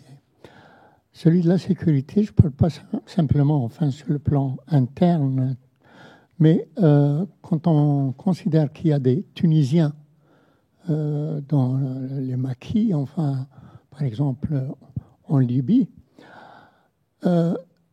et puis, ça c'est pour ce qui est de l'Est de la Tunisie, du Sud de la Tunisie, mais pour ce qui est de l'Ouest de la Tunisie, ce dont il faut tenir compte, c'est que si les régimes qui reposent sur les hydrocarbures sont des régimes qui sont stables, et que dans le cas de l'Irak, dans le cas de la Libye, il a fallu l'intervention de l'Occident pour ainsi dire, les démolir. Aujourd'hui, il y a l'exemple du Venezuela. Qui plus est, il y a une situation nouvelle en Algérie aussi. Et l'Algérie, c'est un grand pays, et avec une grande frontière. Et je crois que c'est difficile, justement, surtout avec la baisse des réserves des hydrocarbures et de ce qu'il assure comme ressource. Donc, la situation pourrait être très difficile. Merci.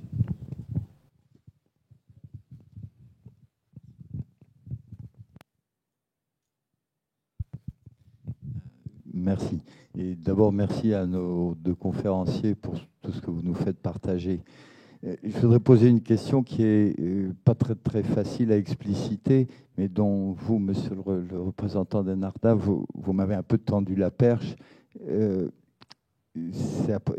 ma question va porter sur les débats qui ont pu avoir lieu lors de l'élaboration de la Constitution sur le sujet de l'islam, et je rebondis sur la question du mot islamiste et des sens qu'on lui donne. Et je le fais par rapport à quand même à la réussite et aux espoirs soulevés par l'élaboration de la Constitution.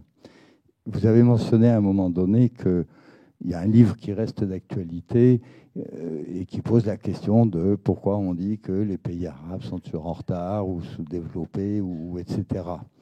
Et parmi les explications qu'on donne, je n'en reprends aucune à mon compte, n'étant absolument pas un spécialiste, mais parmi les explications que l'on donne, celle qui revient le plus fréquemment est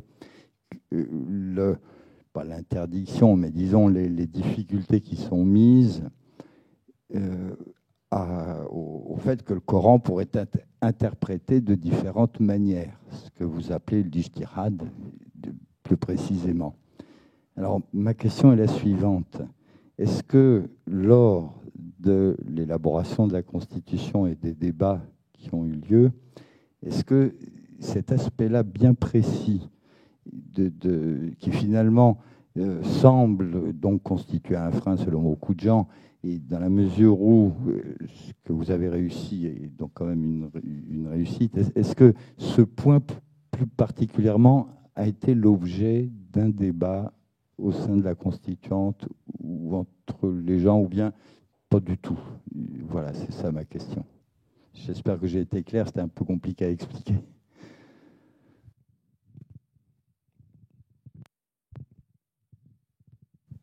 Rebonsoir. J'aimerais vous poser une question. Finalement, on a l'impression que le débat que vous avez eu ce soir, il sera tranché au moment des élections. Et donc, quels vont être vos slogans de campagne? Quelles vont être les thématiques principales que vous allez défendre l'un et l'autre dans vos partis au moment de la campagne? Et pour prolonger la question, est-ce que vous respecterez dans tous les cas les résultats des élections?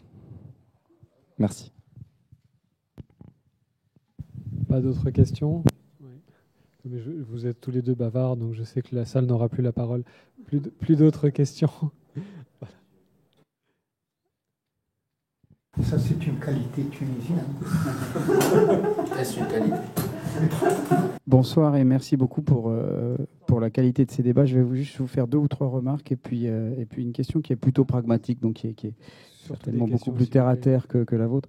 Non, la première, juste très rapidement, révolution ou transition de mon point de vue, mais c'était une révolution autant qu'on peut faire une révolution en Tunisie, qui est un pays avant tout très légaliste. Vous avez cité que la première question qu'on s'est posée après la révolution, c'est est-ce qu'on utilise l'article 58 ou l'article 59? Puis ensuite, la première chose qu'on a fait après les 23 octobre, c'est une mini-constitution. Et puis, un pays qui a été marqué par une très grande continuité de l'État, qui continue jusqu'à aujourd'hui. 80% des hauts fonctionnaires sont des hauts fonctionnaires qui sont les mêmes depuis une quinzaine d'années. Et ça n'a pas changé, y compris pendant la transition. Pareil. Mais en revanche, effectivement, une ouverture totale du pays par rapport au reste du monde, une révolution au sens de la modernité avec l'ensemble des débats en direct à la télé ou sur Internet, etc., qui est un changement absolument majeur et qui n'existe pas dans les pays occidentaux, dans les pays ici. Vous n'avez pas les 24 heures sur 24 les débats à l'Assemblée qui sont en direct à la télévision. Maintenant, ma question, elle est plus, et je retourne sur l'aspect économique. Comment peut-on faire pour éviter l'enlisement? L'enlisement en tant que dans l'organisation des élections, puisqu'il faut au moins 8 mois effectivement pour les effectuer, pour qu'elles soient réalisées, et l'enlisement en matière de réformes économiques. On est aujourd'hui avec un gouvernement technocrate qui s'interdit de mettre en œuvre des réformes économiques profondes. Et du coup, on se retrouve avec un chômage qui augmente et une croissance qui reste atone. En Tunisie, il faut à peu près 6 ou 7% de croissance pour ne pas créer de chômage chaque année. Et on est entre 2 et 3% actuellement. Voilà, merci. Merci beaucoup. Vous avez beaucoup de questions très intéressantes. Très peu de temps. Alors, je vous laisse la parole, 7 minutes chacun. Je vais commencer, comme ça il pourra conclure. Alors, d'abord, merci pour les remarques, tout autant que la question. Je pense que, et peut-être que je vais répondre aux 2 questions en même temps. Comment faire? Parce que pour éviter l'enlisement, je suis d'accord avec vous qu'aujourd'hui, la priorité, c'est d'éviter l'enlisement pour sauver ce qu'on peut appeler une révolution. Je pense que les prochaines élections doivent, comme on a pu avoir un débat popularisé sur la question de la Constitution, Il faut que la prochaine échéance électorale soit l'occasion d'un débat très profond dans la société sur la question économique, sociale, sur la question de la relance, sur la question de la réforme de l'administration, sur la question de la réforme d'une manière générale, sur la question de la distribution des richesses, sur la question du développement régional, parce que ça a été un moteur. Si nous, politiques, nous ne sommes pas capables de tenir ça comme thème principal et de l'imposer à la société, de se l'imposer entre nous-mêmes, ça veut dire qu'il n'y aura pas de réforme, et je pense qu'il y aura un deuxième moment où là, on sera rattrapé par quelque chose qui sera plus puissant que nous. Donc, d'une certaine manière, la première étape, c'est une sorte de charte, comme on en a fait. On a fait une charte avant les premières élections, une charte pour que ces élections se tiennent dans un cadre qui permet de se les tenir. Je pense qu'il y a là une charte qui devrait être une charte d'engagement de l'ensemble des partis pour que ces élections-là puissent être le moment où le pays décidera sur un vrai débat sur ces questions-là liées au développement du pays, liées à la relance économique et à la préservation des acquis sociaux de ce pays-là. Donc ça, je pense que là-dessus, il faut qu'on se mette. Évidemment, ce gouvernement-là ne peut pas faire des réformes pour un gouvernement qui, théoriquement, n'a que 7 à 8 mois de vie, puisqu'il cédera après au gouvernement. La deuxième chose qui peut être aussi un élément important, c'est un peu comme en France, quand on est sorti de l'occupation nazie, il y a eu quand même un Conseil national de la résistance qui a défini un certain nombre de politiques générales, un certain nombre d'axes importants qui ont permis à la France de se relancer. Et je pense qu'on ne peut pas faire l'économie d'un accord global entre l'ensemble des forces politiques. Pour moi, je suis politique, la solution elle est politique. Je pense que le gouvernement technocrate n'a aucune chance de pouvoir aboutir quelques réformes qu'elles soient et d'imposer quelques décisions qu'elles soient, ne serait-ce que celles du FMI ou d'autres. Je pense que c'est une question qui se pose à l'ensemble des partis politiques, à la centrale syndicale, aux représentants des patrons, à la société civile organisée, à un tas d'acteurs qui doivent se mettre d'accord sur des grandes lignes de relance économique pour les 5 prochaines années. Donc ça, c'est la deuxième. Et la troisième, je pense que le prochain gouvernement qui sortira des élections sera un gouvernement, non pas d'unité nationale, mais un gouvernement de tâches nationales par rapport à un grand accord. Si je peux un peu le traduire ainsi, d'une certaine manière, il va y avoir un rapport de force issu de ces élections-là. Si on est capable de trouver un certain nombre d'axes communs entre les différents acteurs, le gouvernement doit être à la tâche pour mettre en place ces réformes définies avec la coloration qu'il donnera en fonction du rapport de force pour accélérer, pour prioriser ces axes par rapport à d'autres. Donc pour moi, à peu près ça. Donc le slogan, pour nous, il est réforme, clair, relance, clair, et projet sur les principales questions qui se posent. On a parlé du déficit, le déficit structurel. C'est quelque chose qui a été fait en France, qui a été bien fait. On a sauvé des sociétés publiques en France par un certain nombre de mécanismes, contrats d'objectifs, mais c'était le fruit aussi d'accords politiques qui a été possible à une époque entre les représentants des travailleurs, entre l'État, entre un certain nombre, les représentants des patronats. Et aujourd'hui, il faut qu'on évolue vers ça. Donc oui, réforme et relance pour nous. Alors, sur le féminisme, je te choquais, mais ce n'est pas le terme que moi j'emploie. C'est le terme que eux s'emploient pour se définir. Quand je dis eux, c'est les organisations type ATFD ou type des associations qui militent et qui portent cette question. Les partis politiques aussi, ils portent cette question avec elles, mais j'ai utilisé le terme par lequel le mouvement des femmes en France, en Tunisie se définit, donc je ne voulais pas te choquer. Oui, en Tunisie. Alors la sécurité, c'est une fondamentale. Je reproche au gouvernement de Nada d'avoir été très laxiste, le Troïka, d'avoir été extrêmement laxiste avec un certain nombre de tendances avec lesquelles il était plus ou moins Je comprends leur point de vue. Leur point de vue, c'est d'essayer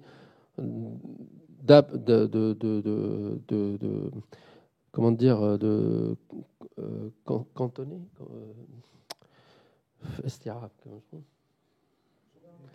d'absorber ce que pouvait être le mouvement islamique salafiste. Pas tous. Il ne faut pas non plus.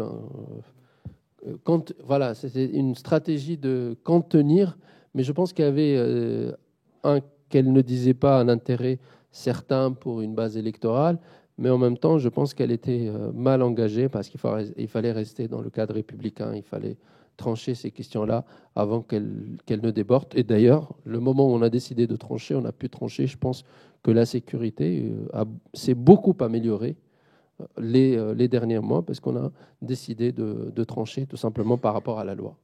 Aujourd'hui, c'est le simple. Après que politiquement, on fasse la différence entre des mouvements qui sont d'obédience salafiste mais qui ne sont pas antagoniques, qui ne prennent pas la violence, je suis d'accord. Après, s'il y a des éléments qui sont violents, il faut trancher par la loi. Après, je ne vais pas revenir sur un grand débat qui est l'identité. Peut-être qu'on aura l'occasion de le faire. Mais je pense que là aussi on peut avoir une différence. La Tunisie a toujours eu une identité qui était ouverte et multiple et assez riche de l'ensemble de ce qu'elle pouvait être. Moi, je suis fier d'être musulman. Je considère que le Coran, que le message de l'islam est quelque chose d'absolument fabuleux et transcendant sur tous les sujets. Je ne considère pas que c'est un texte qui tire le monde arabe vers le bas. Je pense que notre manière de l'avoir interprété nous a tiré vers le bas. Je constate qu'il y a beaucoup de gens qui rentrent dans ce débat. La Tunisie a été le théâtre d'un grand débat sur l'islam pendant les 3 années qui se sont passées dans le cadre de la Constitution et en dehors du cadre de la Constitution. Il y a eu beaucoup de débats entre des penseurs, entre des chiites, entre la société, etc. Et je pense aujourd'hui que si nous sommes le premier pays qui traduit la liberté de conscience dans la réalité juridique, je pense que nous serons un pays qui sera moteur dans la diversité des pensées ou la diversité de la pensée islamique ou la pensée musulmane, tout simplement. Les périodes les plus belles, les périodes de renaissance du monde arabe et musulman, c'était des périodes où le calife a protégé la liberté de conscience. C'est lui qui en était tributaire et c'est lui qui l'a protégé et qu'il n'y a pas eu de penseurs tués ou agressés, etc. Le califat Fatimi ou même les Omeyyades ou les Abbasides ou en Andalousie, c'était des moments qui étaient importants pour le développement de la pensée, pour la renaissance de ce monde arabe à partir du moment où le calife l'a dit « Moi, je protège la liberté de conscience, allez-y, travaillez ». Je pense que le texte, il se protège d'ailleurs par lui-même. Donc, je pense que j'ai répondu. Peut-être sur l'Algérie et sur le Venezuela. Bon, aujourd'hui, c'est deux contextes différents. L'Algérie n'a pas de problème. L'Algérie a payé il y a quelques années 120 milliards, je parle économiques et sociaux, 120 milliards au Club de Paris. Elle a réglé sa dette par un chèque signé très rapidement. Je pense qu'on n'a pas ces moyens-là. Je pense qu'on a aussi 5% de ces moyens qui nous donnent un peu. Peut-être qu'on peut trouver un arrangement. Mais en même temps, c'est un régime qui est extrêmement fermé. Il y a une institution militaire qui est très forte. À mon avis, le fait qu'ils ont des moyens, ils ont des moyens aussi d'agir sur la révolte sociale. C'est un pays d'émeutes, c'est un pays qui n'a jamais cessé de réagir contre la dictature. Je connais, j'ai beaucoup travaillé sur la question de disparus en Algérie, et donc d'une certaine manière, c'est un pays qui est en mouvement, qui est perpétuel. Peut-être que l'occasion qui s'offre à lui par rapport aux élections présidentielles va animer un débat politique, va animer un peu cette situation-là. Mais en tout cas, c'est un pays que nous considérons frère, qui est très important pour la Tunisie. Je pense qu'il joue un rôle positif aujourd'hui pour la Tunisie. Il ne joue pas un rôle négatif. D'autres pays, dans d'autres situations, se sont permis des choses que l'Algérie ne s'est pas permises avec la Tunisie en termes d'ingérence.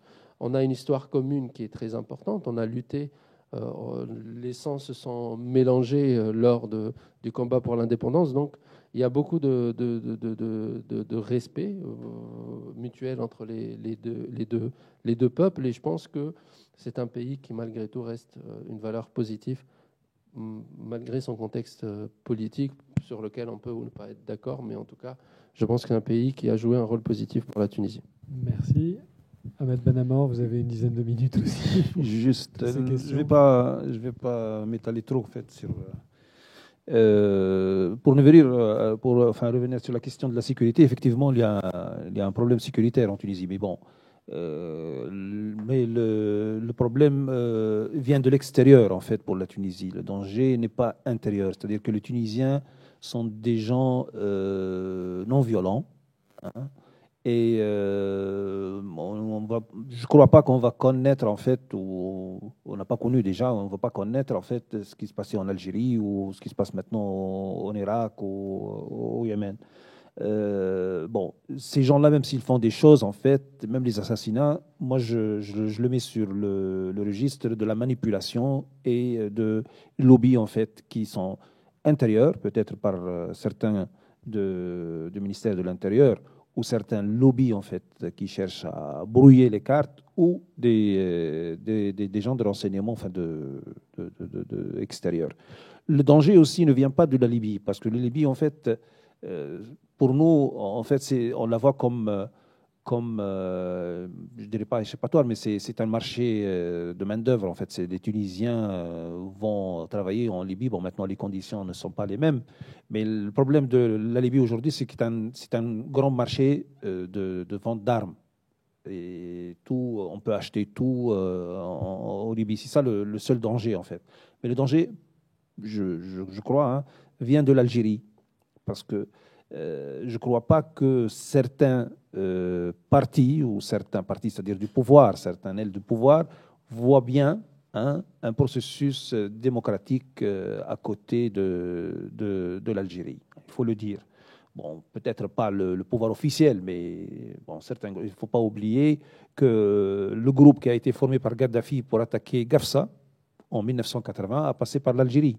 N'est pas venu directement, donc il y avait une complicité à l'époque. Et d'ailleurs, le problème en Égypte, c'est un peu la même chose. Hein. Si les pays de Golfe voient mal un régime qui se réfère à l'islam, hein, et qui joue le jeu de la démocratie dans un grand pays comme l'Égypte, bon, c'est pas seulement les pays de Golfe, il y a aussi Israël, il y a la Jordanie, c'est un problème géopolitique qui d'un autre ordre que de pays de Maghreb, ça c'est sûr, et n'ont pas voulu que cette expérience ou plus ou moins abouti. D'ailleurs, maintenant les Algériens parlent, certains enfin disent que si on aurait dû laisser les élections en 92, qui bon, me semble c'était un peu athée aussi, parce que bon, on peut revenir sur le cas de l'Algérie, c'est autre chose, mais bon, je ne vais pas m'étaler là-dessus. On aurait dû montrer enfin l'échec de l'islam, l'islamisme, enfin des gens qui restaient. Bon, c'est pas autre chose. Mais moi, pour clôturer ce point-là, le danger ne vient pas de l'intérieur, vient de l'extérieur. Ça, c'est le plan sécuritaire. Sur le plan Oui, c'est ça. En fait, j'y m'associe complètement, quoi. Et pour le deuxième point, c'est que nous, et c'est ce qui nous différencie en fait des autres mouvements que se réfère de l'islam, que ce soit Hizb al-Tahrir. Hein. Hizb al-Tahrir, ils ont une constitution. Bon, pour Hizb al-Tahrir, c'est un mouvement qui a été constitué en 1948 par un Jordanien, enfin palestino-jordanien qui s'appelle Taqi Din Nabhani, et qui ont fait une constitution pour restaurer le califat. Hein. D'ailleurs, pour eux, toujours l'ennemi numéro un, c'est l'Angleterre. Bon, c'est pas même les États-Unis jusqu'à maintenant. Donc, ils se sont figés sur des textes, et même pour eux, même si aujourd'hui ils sont légalisés, ils le disent eux-mêmes, s'ils vont réussir un jour à prendre le pouvoir par les élections, ça sera les dernières élections en Tunisie. Bon, je ne vois pas pourquoi d'ailleurs on leur accorde un visa.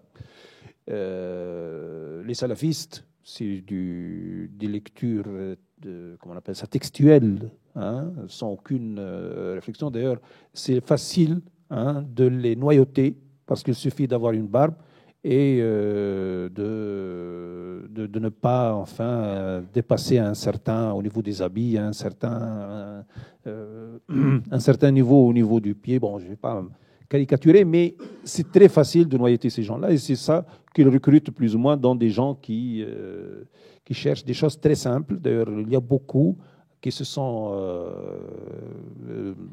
recyclés, recrutés dans le grand banditisme, hein, pour se couvrir, pour des gens qui ont été connus par leur attache avec la police de l'époque de Ben Ali. Donc, pour nous, en fait, ces gens-là qui constituent pas, je dirais pas, sont vigés. Pour nous, c'est des gens qui cherchent pas. C'est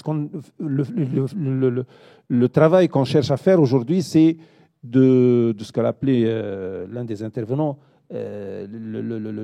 l'ijtihad, c'est-à-dire une relecture, hein, du Coran au vu de la situation actuelle en Tunisie particulièrement, dans le monde, mais particulièrement en Tunisie. Et aujourd'hui, ce qui est énorme, moi j'ai parlé de l'injustice. Hein. Pourquoi ? Parce qu'on s'est privé d'une chose, hein, que tout humain ne peut pas accepter, la liberté. Donc pour nous, la liberté maintenant, c'est, je dirais pas c'est sacré, mais c'est primordial, c'est sacré effectivement. C'est-à-dire que aujourd'hui, même si on perd les élections, pour nous, tant qu'il y a de la liberté, hein, ça, on considère qu'on est gagnant. Et c'est pour ça, nous, on respecte en fait le verdict prochain, quel qu'il soit. Hein. Bon, on n'a pas de thématique à part ça, c'est-à-dire le thématique de campagne de la liberté et de. Je ne vais pas répondre comme a répondu Pompidou dans une conférence de presse. L'un des journalistes lui a posé la question: De Gaulle a œuvré pour la grandeur de la France, et vous, c'est quoi votre œuvre? Il a répondu: moi, j'œuvre pour le bonheur des Français. Bon, la grandeur de la Tunisie, je ne sais pas s'il a les moyens de sa grandeur, bon, la grandeur de son peuple et de son histoire, mais on œuvre au moins pour le bonheur des Tunisiens. Donc, pour venir enfin au dernier point, l'aspect économique, il y a un problème en Tunisie aujourd'hui, sur le plan économique, c'est qu'il y a un déficit au niveau de ce que j'appelle enfin la notion du travail. C'est-à-dire, vous savez, s'il y a, à l'époque, on parle de ce qu'on appelle les haragas, c'est-à-dire les gens qui fuient, les jeunes qui fuient dans des petites barques là, vers Lampedusa, pour venir en Europe, tout en croyant qu'il y a le paradis de l'autre côté. Bon. Et nous, l'opposition à l'époque, on utilise cet argument-là pour dire voilà, ça c'est le fruit de la politique économique de Ben Ali, etc. Bon. Le haraga existe jusqu'à aujourd'hui, même beaucoup plus. Il y a des gens qui sont installés, qui ont leur travail, des salaires, et pourtant ils cherchent à venir en Europe. Hein. Donc le phénomène, pourquoi ? Parce que tout simplement, il y a le sens du travail le travail qui a perdu beaucoup de son sens. Et cela a été aidé par deux choses. Hein. Premièrement, on a montré aux gens à un certain moment qu'avec le départ de Ben Ali, et d'ailleurs, on a à un certain moment montré les vitrines, enfin la bibliothèque de Ben Ali, qu'il y a des livres, en fait des faux livres. Il y a derrière des liasses de billets, etc. Et on croyait que ces liasses-là vont ouvrir créer des emplois et ouvrir aux gens des perspectives, etc. Bon. Et deuxièmement, le gouvernement de Sepsi, et même après le gouvernement d'ailleurs, les deux gouvernements du Troïka, pour chercher la paix, ont accordé une aide de 200 dinars, hein, surtout aux diplômés, des gens qui sont sortis de l'université, qui n'ont pas trouvé de travail. Bon, on leur demande un travail plus ou moins, comme on appelle ici, d'utilité publique, d'utilité collective en fait, mais c'était plus ou moins pour les maintenir, les maintenir, c'est-à-dire que pour les calmer, pour chercher la paix sociale plus ou moins. Et